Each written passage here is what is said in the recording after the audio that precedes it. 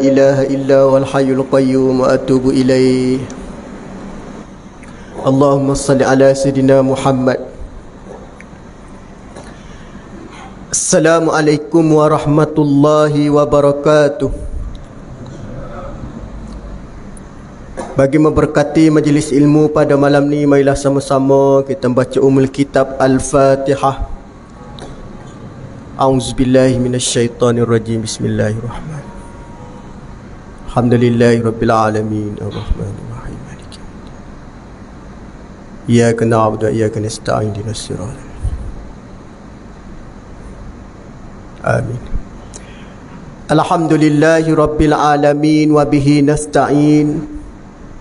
Wassalatu wassalamu ala Rasulillah wa ala alihi wa ashabihi ajmain.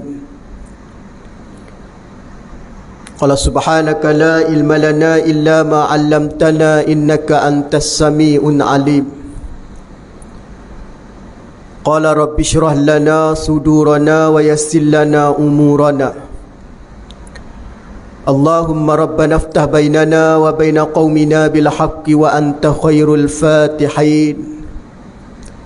Allahumma arina haqqa haqqan warzuqna ittiba'ah wa arinal batilan batilan warzuqna ijtinabah. Allahumma salli ala sayyidina Muhammadinil fatihi lima ughliq wal khatimi lima sabaqa nasiril haqqi bil haqqi wal hadi ila siratikal mustaqim wa ala alihi haqqa qadrihi wa miqdarihil azim. Amma ba'd. Dikasihi Tuan Imam, seterusnya sasah pimpinan surau, para jemaah muslimi dan muslimat yang dimulia oleh Allah Subhanahu wa taala sekalian. Pertama dan utama pada malam ni kita merafakkan setinggi-tinggi kehadrat Allah Subhanahu wa taala dengan inayah dan anugerahnya. Bersama-sama masih diberi nikmat untuk mendirikan solat secara berjamaah. Alhamdulillah, Allah Ta'ala bekalkan kita juga berada di dalam majlis ilmu. Mudah-mudahan segala apa yang kita laksanakan ini, insya-Allah mudah-mudahan diberi keberkatan oleh Allah Subhanahu wa Ta'ala. Dan mudah-mudahan kita doa supaya kita istiqamah di dalam melakukan amal kebajikan sehingga kita bertemu dengan Allah Subhanahu wa taala, insya-Allah. Sedang para jemaah muslimi muslimat yang dimulia diberkati oleh Allah, pada malam ni kita sambung yang seterusnya perbincangan daripada kitab pengajian kita, insya-Allah. Pada malam ni kita sambung tajuk yang seterusnya. Hadis yang ke-23. Babul la yastaghfiru li abihil musyrik. Ini satu bab pada menyatakan tidak memohon keampunan bagi bapa yang musyrik,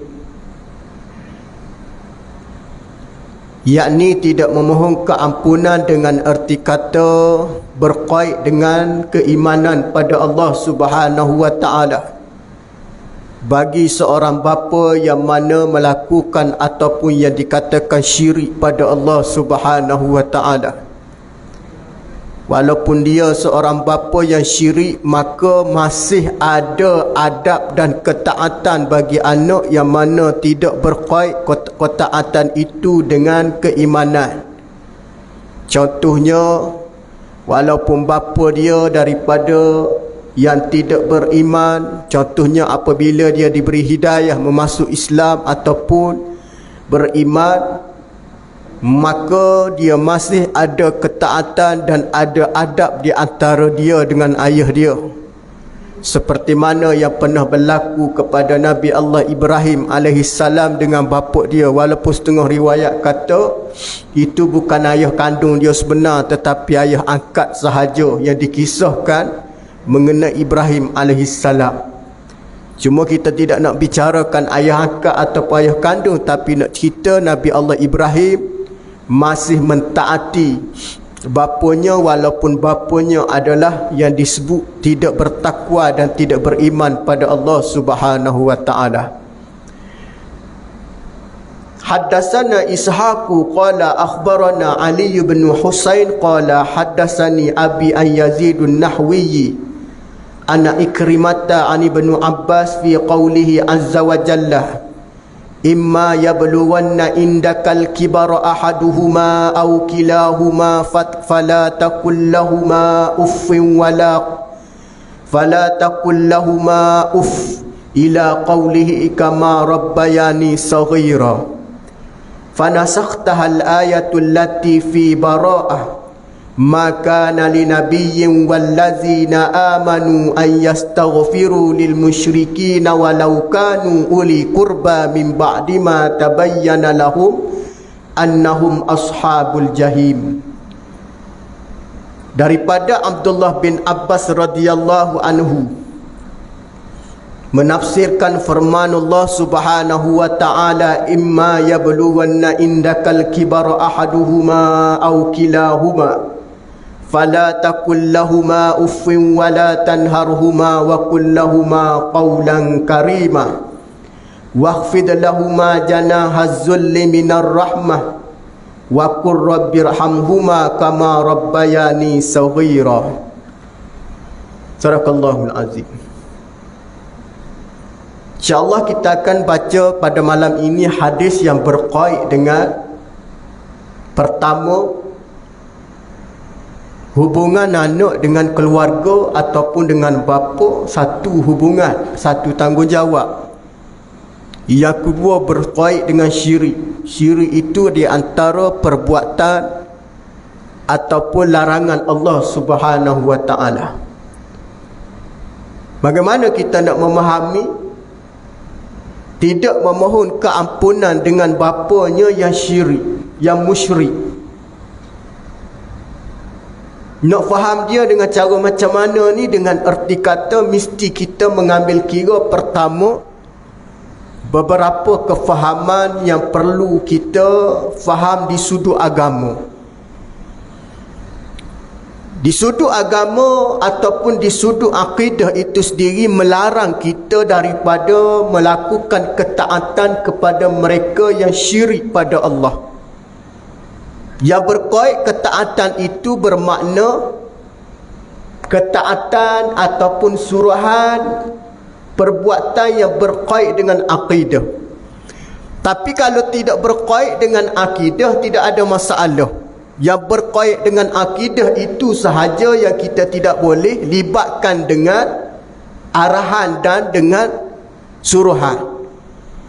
Tapi kalau tidak berkait dengan akidah, maka dia tidak menjadi halangan. Bukan setakat mak ayah kita, dengan jiran tetangga kita pun kalau tidak berkait dengan akidah, kita boleh. Contohnya kita hidup berjiran dalam masyarakat, kebetulan jiran kita non-Muslim. Biasa kalau kita hidup berjiran di taman ni, kita akan ada jiran kita non-Muslim. Kebetulan non-Muslim tadi kereta dia mampu, kereta dia mati, disimpan dekat Petronas nak masuk di Surau Seksyen 20, simpan situ. Tak kira lah dia ni sama ada jiran ke, orang apa dia bukan jiran ke, tapi kita tengok dia non-Muslim. Maka di persimpangan yang duduk di situ, kita tengok Allah kesiannya dia. Maka kita pun turun bantu dia. Kita tolong apa ataupun kita turun untuk nak memudahkan urusan dia. Jadi tidak perlu kita tanya, awak ni nak pergi mana ni? Macam tu. Tiba-tiba dia kata, saya nak pergi ke gereja. Dah. Bukan tu dia tidak disarankan kita untuk mengusul segala apa yang mereka nak buat. Bukan kita tengok kesusahan dia, kita bantu. Tengok jiran kita non-Muslim, contohnya dia punya lokan depan rumah dia tersumbat. Kita tahu dia tak mampu, maka kita cuba bantu dia.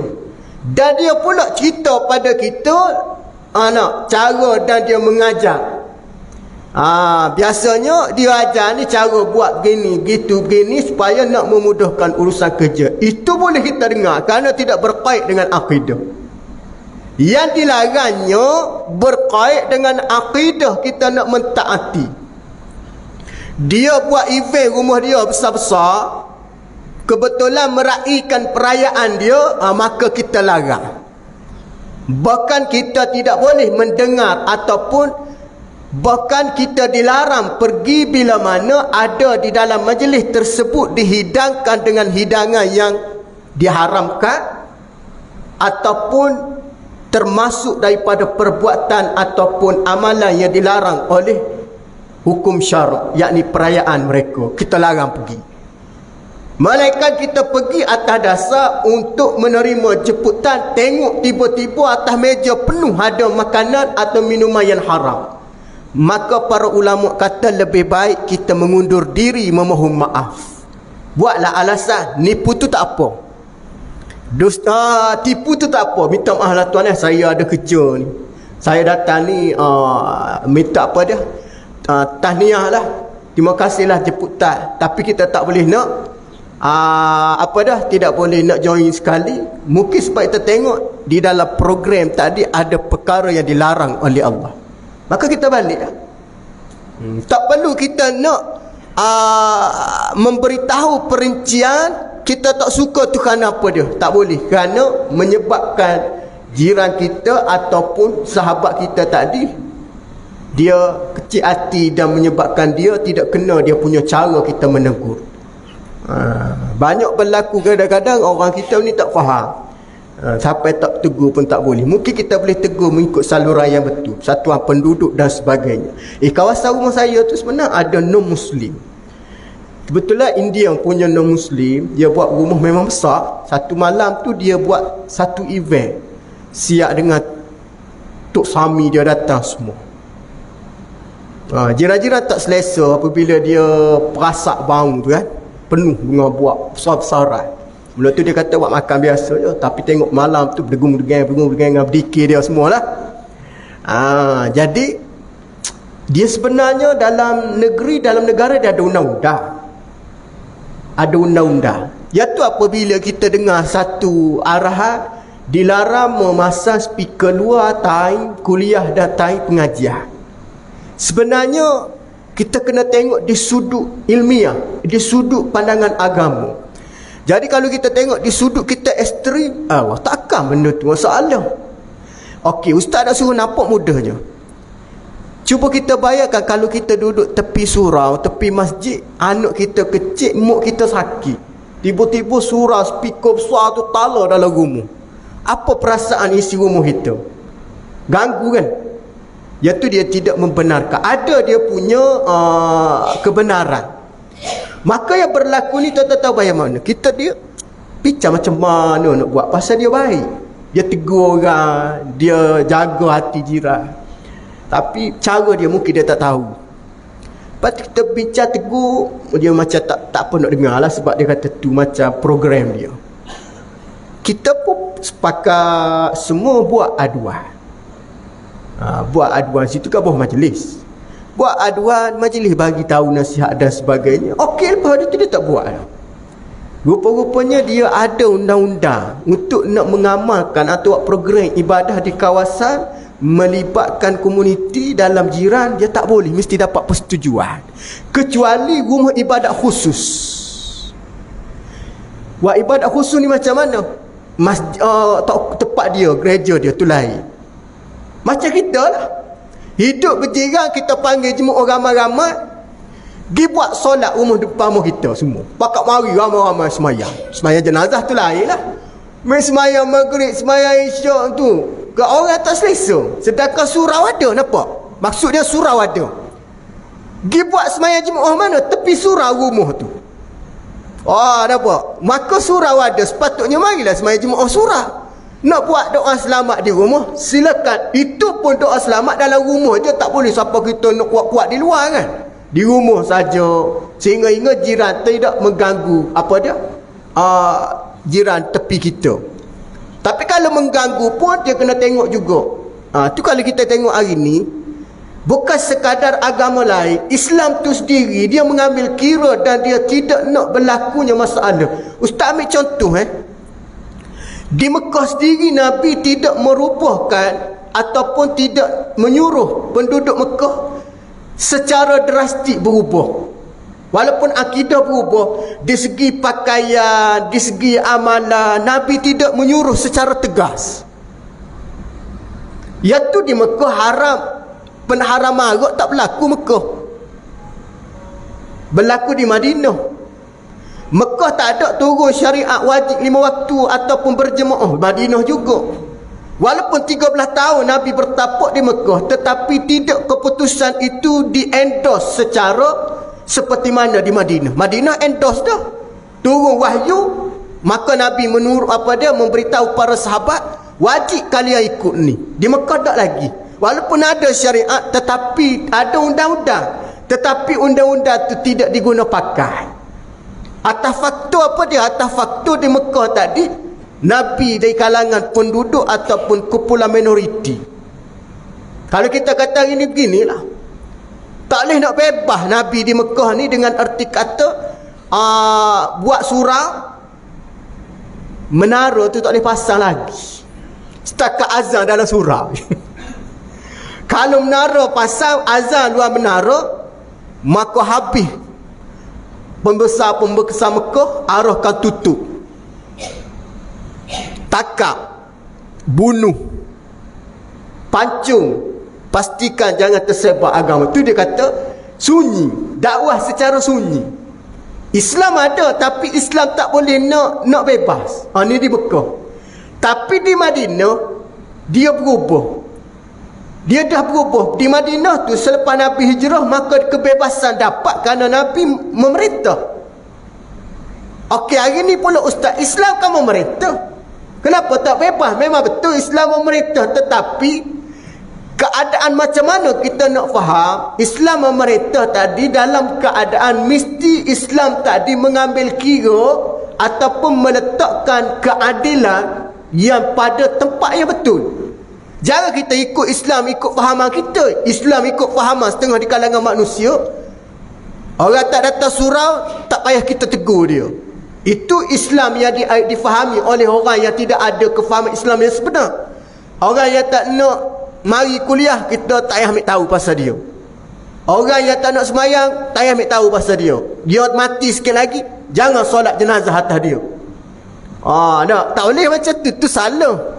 Itu ekstrim pula, nampak totok sangat. Islam tidak. Walaupun dia tak mari semayang surau masjid, dia mati, dia sakit, dia kita pergi ziarah, kita uruskan, permudahkan urusan dia. Itu Islam. Maknanya kita tengok, walaupun Islam memerintah, tapi kefahaman orang Islam terhadap Islam tidak seperti mana yang diletakkan Islam memerintah. Kalau Islam memerintah, betul-betul rakyatnya faham. Tapi hari ini tidak berlaku. Kerana apa dia? Kerananya rakyatnya tak faham sebenar-benar Islam tu apa dia. Tu lah kita tengok hari ni, apabila tak faham, maka fitnah lah pada agama kita kan. Orang Islam sendiri buat maksiat, orang Islam sendiri rasuah, orang Islam sendiri menyokong kezaliman, orang Islam sendiri bersubahah dengan kezaliman. Nampak? Seolah-olah nampak macam orang Islam kita ni longgar, tidak kuat, tak strong. Sepatutnya orang Islam bersolidariti kepada kebenaran, bukan bersolidariti kepada kebatilan. Yang tu kita duka cita. Duka cita apabila orang Islam bersekongkol solidariti kepada yang tidak benar. Wal-iyazubillah. Tak kuatlah nampak kita kan. Yang tu yang jadi pecah tu. Banyak firqah, banyak kumpulan. Wal-iyazubillah. Baik, bagaimana apabila jika di kalangan salah seorang daripada kedua-duanya ataupun kedua-duanya sekali sampai kepada umur tua, yang disebut umur tua ini menikah usia, maka janganlah engkau ataupun dalam jagaan dan peliharaanmu. Allah Ta'ala sebut kan, apabila sampai satu masa ayah kita ni jangan peliharaan anak. Masa dulu anak dalam peliharaan mak ayah, sampai satu masa mu ayah dalam peliharaan anak. Apa dia maksud dia? Sampai satu masa ayah mesti ataupun anak mesti memelihara balik. Sebab sampai satu masa ayah tak ada kekuatan, mak tak ada kekuatan, ibu kita tak lara, ayah kita penat, ayah kita sakit, mak kita tak ada keupayaan, tapi anaklah memain peranan. Maknanya kesimpulan anak kena faham, pertama, selain daripada tanggungjawab dia, menjadi satu kewajipan, menjadi satu kefahaman untuk anak beramal ataupun mengambil tahu tentang kedudukan mak ataupun ibu ayah dia pada waktu umur yang tua. Maka janganlah engkau berkata kepada mereka dengan perkataan taqul lahuma uffin, dengan perkataan uff ataupun meninggikan suara. Para ulama menterjemahkan kalimah uffin ini kerana naluri manusia akan keluar perkataan begitu. Mana-mana pun, tidak bahasa Melayu Jawa saja, mana-mana manusia nisbah kepada malas, nisbah kepada tak puas hati, ya akan bunyi le begitu. Dia akan ada kalimat tu. Sikit-sikit suruh orang buat, sikit-sikit suruh orang buat, orang lain tak suruh pun. Nampak budak-budak hari ni kan. Ataupun ulama kata, setengah hadis kata apa dia, setengah dari riwayat kata memejak kaki dengan kuat. Kalau kita kata, kalau orang dulu kan rumah dia papan kayu, tak puas hati dia berjalan, dia tekan kuat bunyi kan, degung hati, tak puas hati dia, nak nama dia protes. Orang Kelantan dia panggil mecok. Ada orang kata sini mecok. Mecok sangat tu mak dia suruh basuh pinggang, dia protes, dia pergi basuh pinggang, tapi dia duduk perang pinggang dengan sudu, lekung-lekung ala sikit. Itu namanya mecok ataupun protes. Walaupun dia tak kata sekalipun, mak malah tak kata, dia pergi, tapi dia pergi tadi macam berlaku perang dunia. Lekung-lekung katanya ibu kata, kalau macam tu orang tua tahu tau, kalau tak ikhlas tak sebuat penat saja dia kata. Kalau tak ikhlas jangan buat, tak boleh pahala. Betul dia cakap tu. Kalau kita tak ikhlas, buat kerana suruhan semata-mata, tidak ada keikhlasan, tak ada pahala. Bahkan kita basuh, katanya mak kita, tak payah basuh lah, tak cuci, nanti air sabun lekat kat pinggang. Memang confirm air sabun terlekat. Basuh tak cuci. Maka mak nak basuh, mak pergi basuh sekali lagi pula, bau pinggang memang tak cuci pun. Pasal apa? Dia protes, perbuatan tidak ikhlas. Sama juga tak puas hati, merejang kaki ke lantai dan sebagainya. Itu berkait dengan perkataan ataupun perbuatan yang mana derhaka. Walaupun nampak benda ini, nampaknya benda tu adalah halus, tetapi dia bentuk kederhakaan.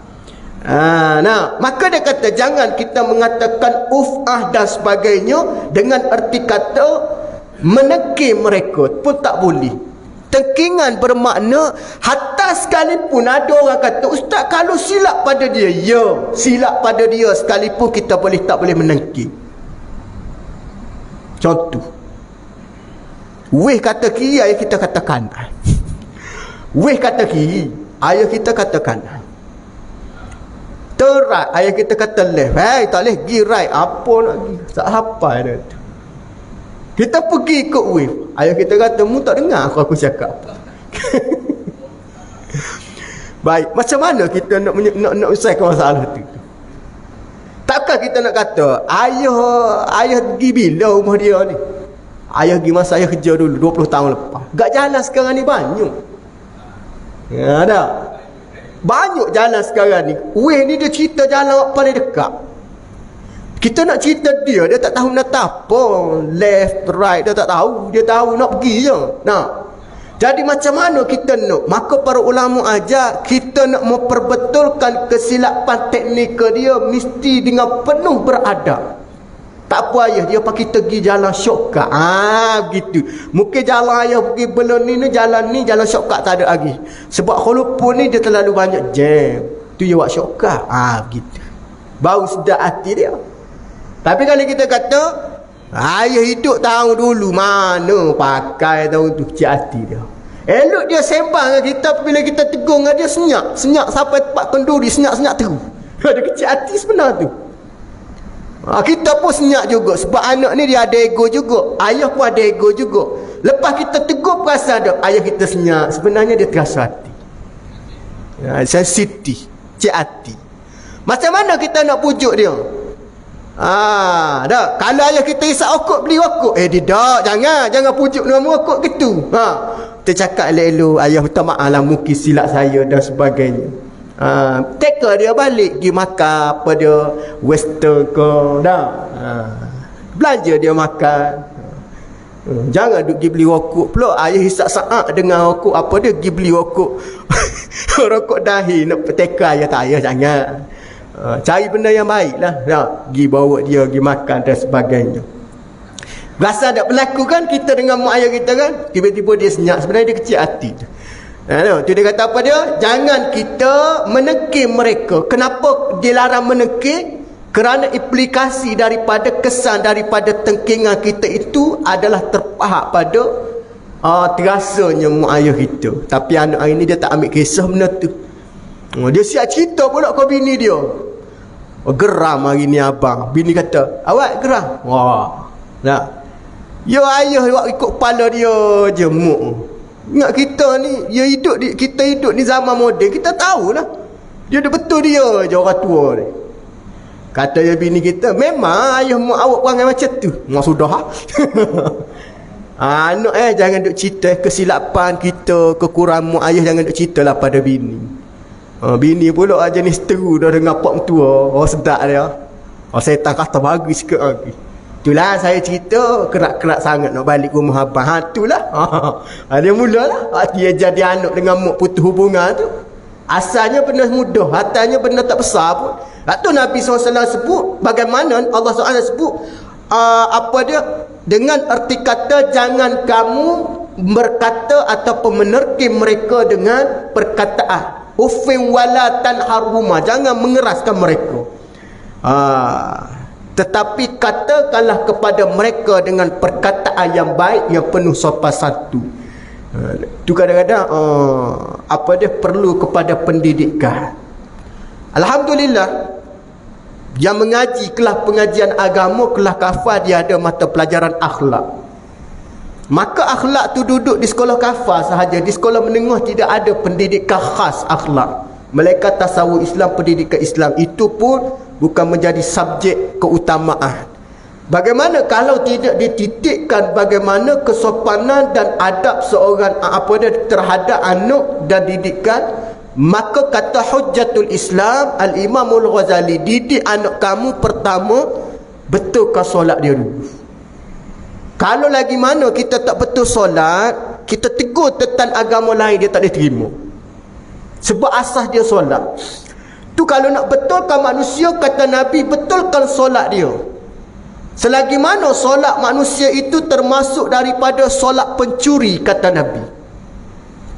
Solat pencuri ni adalah mencuri di dalam solat.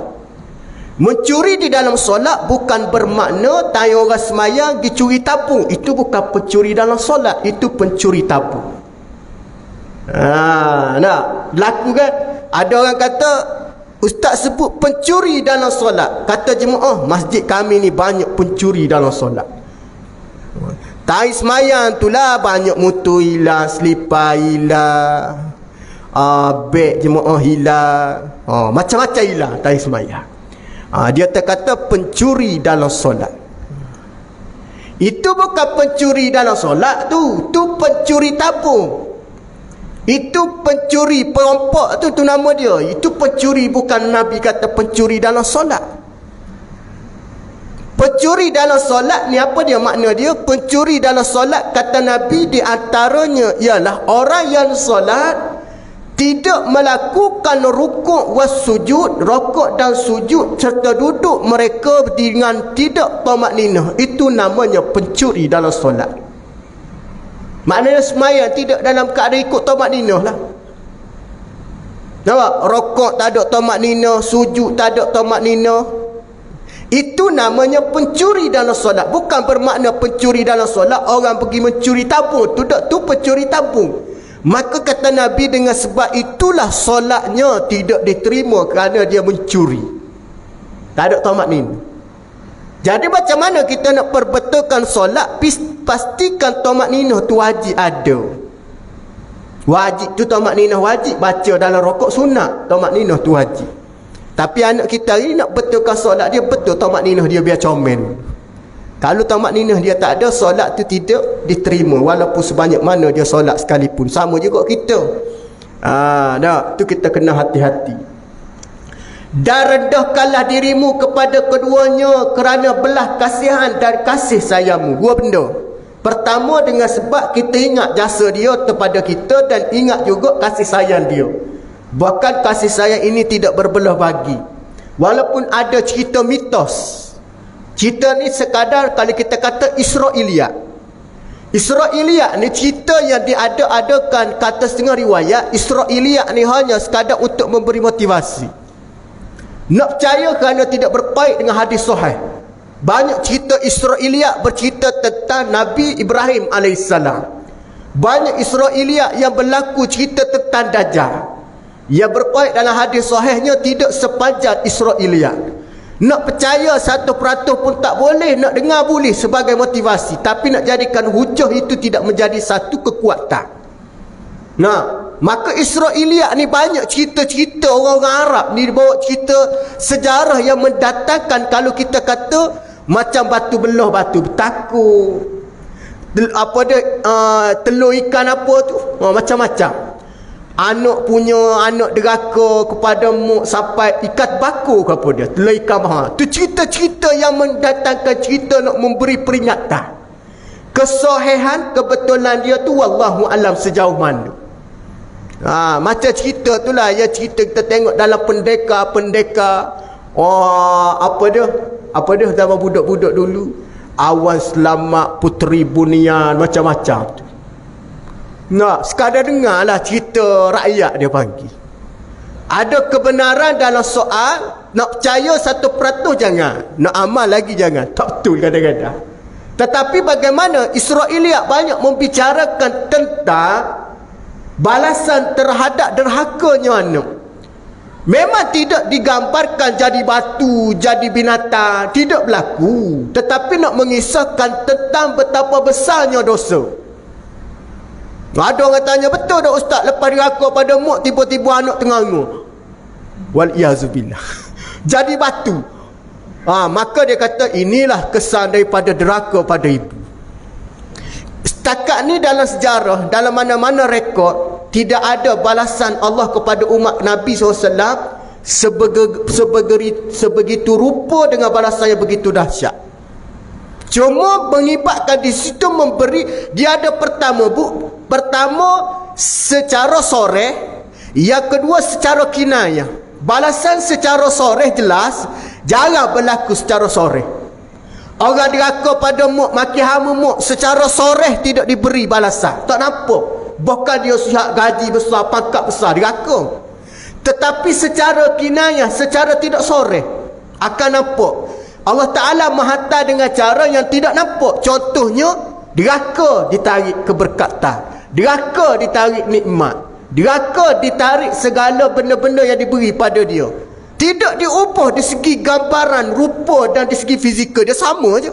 Mungkin keberkatan hidup tak ada, mungkin kesusahan dia dan sebagainya. Maknanya di sini kena tengok. Maka cerita yang didatangi tadi dengan perkara-perkara yang diada-adakan terkadang memberi motivasi. Tapi kita nak jadikan hujah, nak jadikan satu orang panggil apa dia, perdebatan, tak boleh. Kerana dia bukan daripada hadis sahih. Sungguh pun begitu, jangan buat lah. Balasan dia memang teruk. Di dalam Al-Quran dia sebut bagaimana balasan dia adalah di antara balasan yang begitu berat di sisi Allah Subhanahu wa ta'ala. Maka bagaimana, dan doakanlah kepada dua ke ibu bapa kita dengan satu doa. Nampak? Doa bagaimana? Minta dengan Allah, ya Allah, ya Tuhanku, kasihanilah mereka berdua sebagaimana mereka mengasihi ketika kecilku. Allahumma rabbana fil lana zunubana wali walidina warhamhum kama rabbayani saghira. Dia ada beberapa doa yang kita jangan tinggal. Pertama, minta doa. Pertama, mulakan doa dengan alhamdulillah, memuji Allah. Macam kita guna alhamdulillahi rabbil alamin. Susunan doa mulakan dengan alhamdulillah. Alhamdulillahi rabbil alamin wassalatu wassalamu ala rasulillah. Mesti mulakan yang tu, memuji Allah. Kerana sebaik-baik permulaan memuji Allah, alhamdulillah. Yang kedua, selepas kita memuji Allah, jangan lupa kita selawat pada Nabi. Selawat jangan lupa, sebab susunan dia untuk mendapat keberkatan pada doa. Yang ketiga, selepas kita selawat pada Nabi sallallahu alaihi wasallam, kita kena doa kepada mak ayah kita, Allahumma rabbana fil lana zunubana. Sebab kedudukan ranking dia ni lepas pada Nabi ibu ayah kita. Lepas tu yang keempat, Allahumma ghafir lil muslimina wal muslimah. Wallahu a'lam. Bagi laluan azan, insya-Allah kita sambung lepas azan isyak.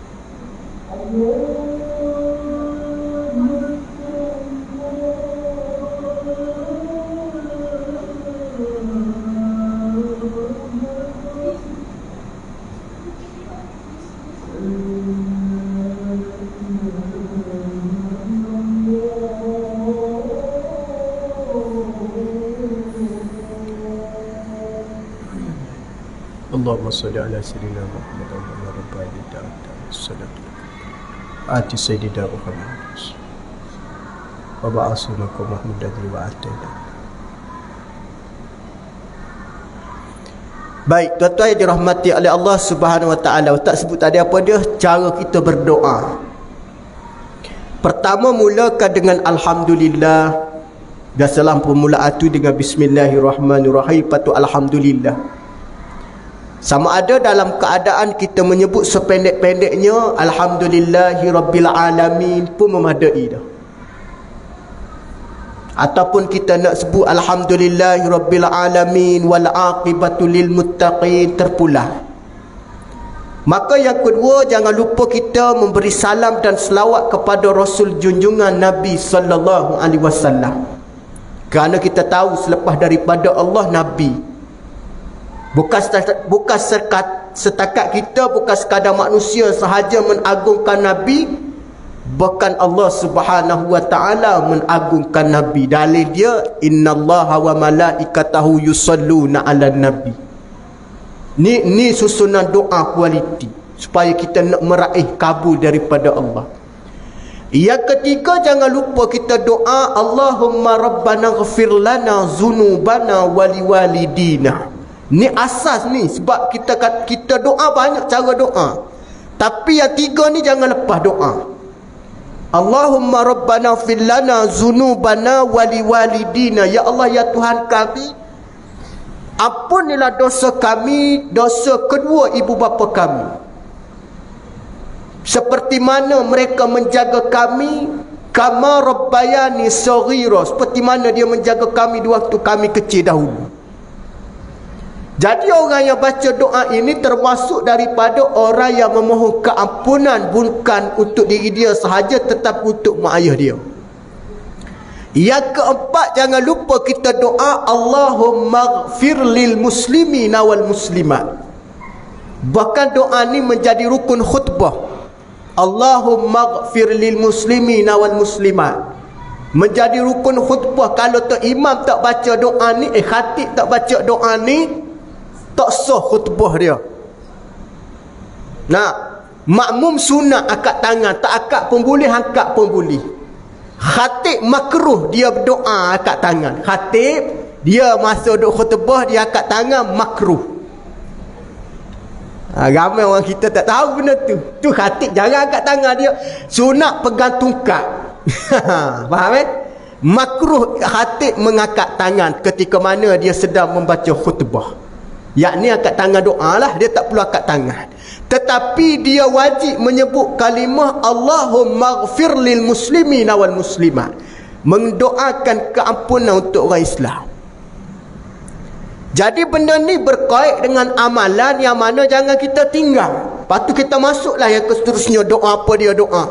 Doa Nabi Adam alaihissalam, doa kepada zuriat keluarga kita. Tapi penting mak ayah kita dulu.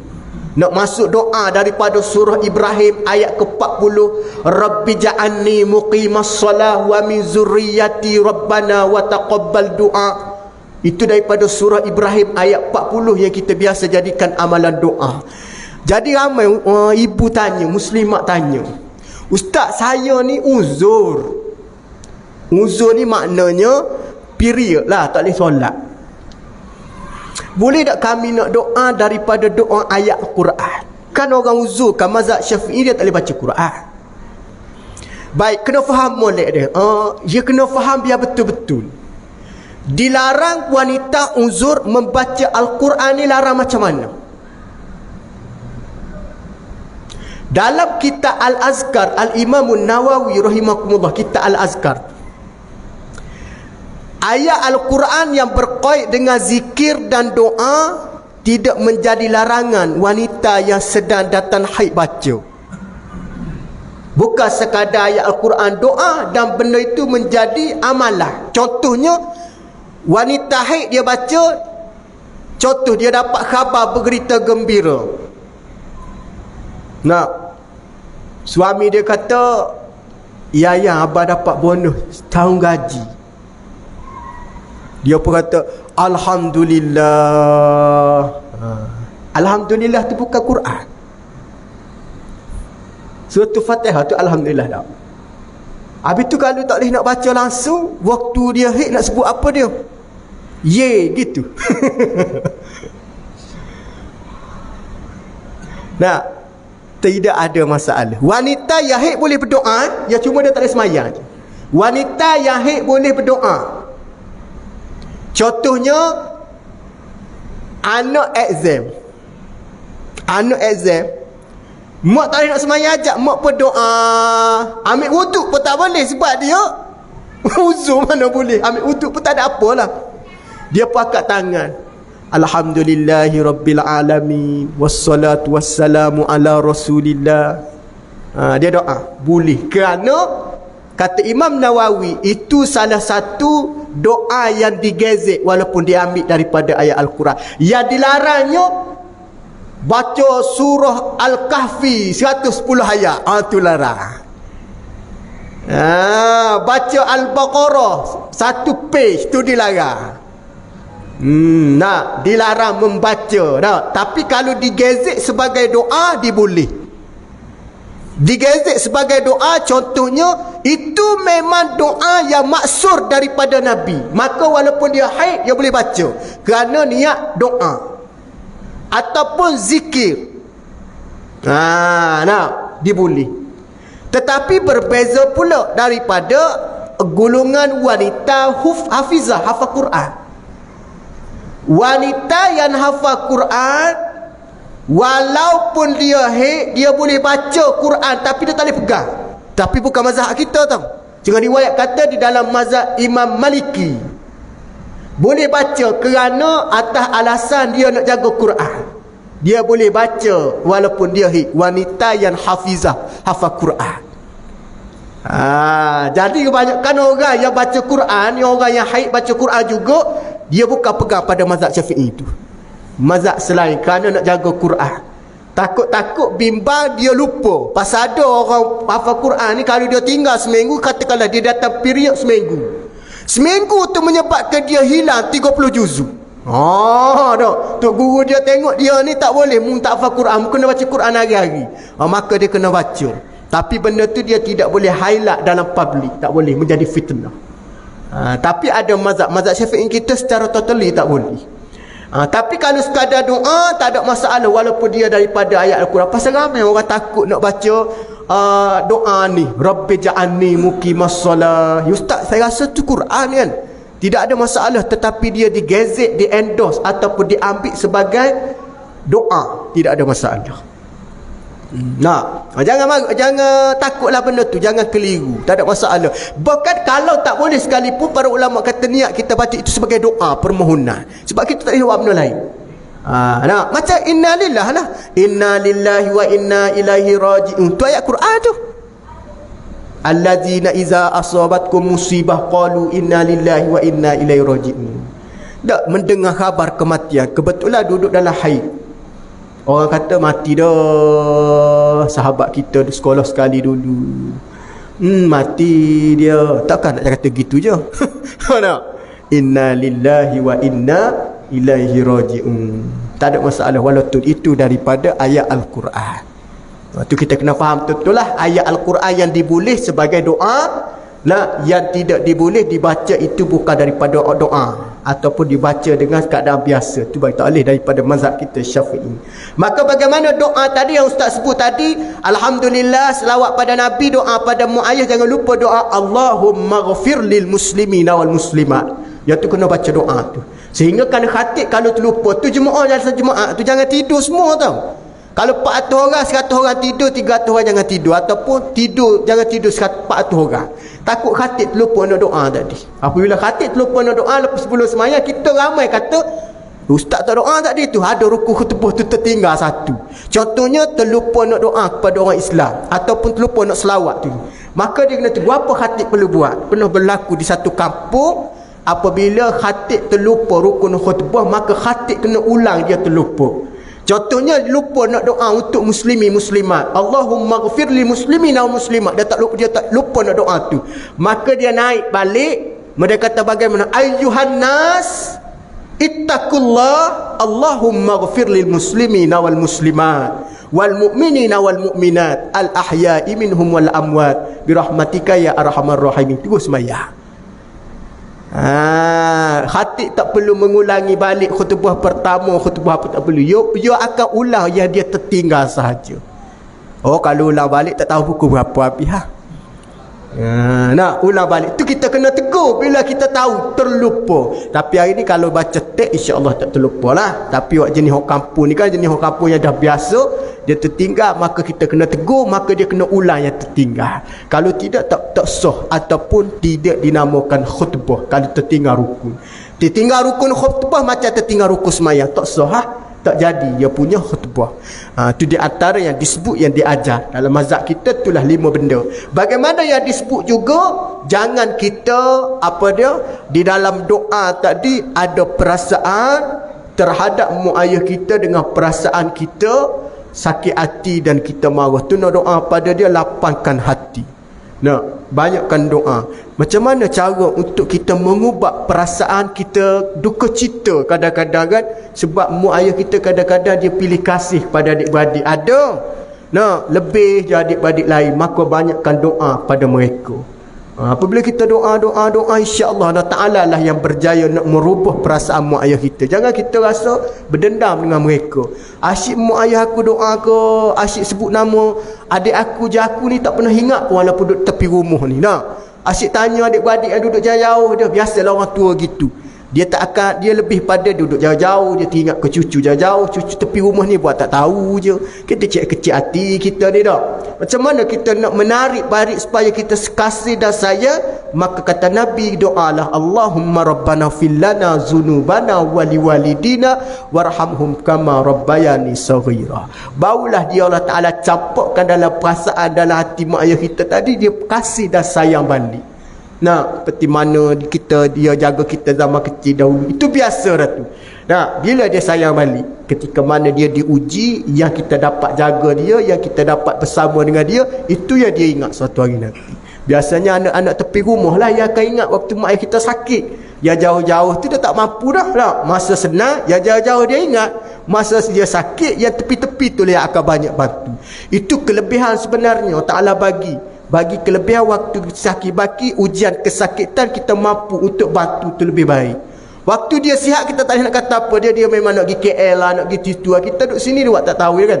Tapi waktu dia sakit, kita lah menjadi peneman dalam hidup dia. Tu Allah Ta'ala bagi nikmat yang paling terbaik bagi seorang anak. Tu anak jangan duka cita lah walaupun mak ayah dia tak ambil tahu pasal dia. Itu benda biasa. Tapi kita jangan buat perkara luar biasa. Walaupun mak ayah kita tak ambil tahu pasal kita, kita kena ambil tahu pasal dia. Kebencian mak ayah ini dia ada sempadan. Walau bagaimanapun, ia mesti diletakkan sebagai seorang ataupun anak kena tahu tanggungjawab dia. Doa lah. Dia banyak berlaku jenis benda macam ni tak? Ada ibu dan ayah dia pilih, ibu mak ada sakit hati dengan ayah dia, kata saya nak ubahkan hati kita balik macam mana? Pertama doa, yang kedua ikramkan dia semula, buat baik balik pada dia, dan banyakkan kita mohon keampunan pada Allah. InsyaAllah Allah Ta'ala dapat merubah kehidupan dan dapat orang panggil apa dia, meletakkan kasih sayang balik kepada ibu kita terhadap kita balik. Ini banyak berlaku. Cukup sekadar tu pada malam ni, insya-Allah kita akan sambung pada masa akan datang. Tajuk yang seterusnya, apa yang baik itu datang daripada Allah, yang kurang kelemahan pada diri saya mohon kemaafan. Mudah-mudahan kita diampunkan oleh Allah Subhanahu wa taala, insya-Allah. Auzubillahi minasyaitonir rajim. Bismillahirrahmanirrahim. Allahumma faqqih fid din wa 'allimhu at-ta'wil. Allahumma ihdinas siratal mustaqim minan nabiyyin was-siddiqin wasyuhada'i was-salihin wa hasuna ulaika rafiqa ya arhamar rahimin. Walhamdulillahi rabbil alamin. Assalamualaikum warahmatullahi wabarakatuh.